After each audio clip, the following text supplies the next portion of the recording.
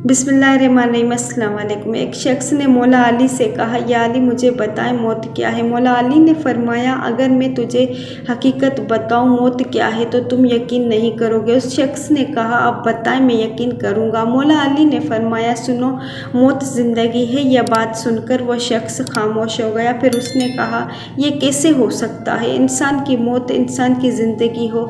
मौला अली ने फरमाया, अच्छा मुझे बताओ तुम पैदा हुए थे किस हालत में थे। उस शख्स ने कहा, मैं तो क्या, हर इंसान जब पैदा होता है रो रहा होता है। मौला अली ने फरमाया, रो रहा है इसलिए होता है क्योंकि जब वो अपनी माँ के पेट में होता है उसको लगता है वही उसकी ज़िंदगी है, और जब वो दुनिया में आता है तो उसे लगता है जैसे उसकी मौत होने लगी है, इसलिए वो रोता है। और जब इंसान दुनिया से जाता है तो लोग रोते हैं कि इसकी मौत हो गई है, मगर हकीकत में तो वो अपनी असल ज़िंदगी की तरफ जा रहा होता है।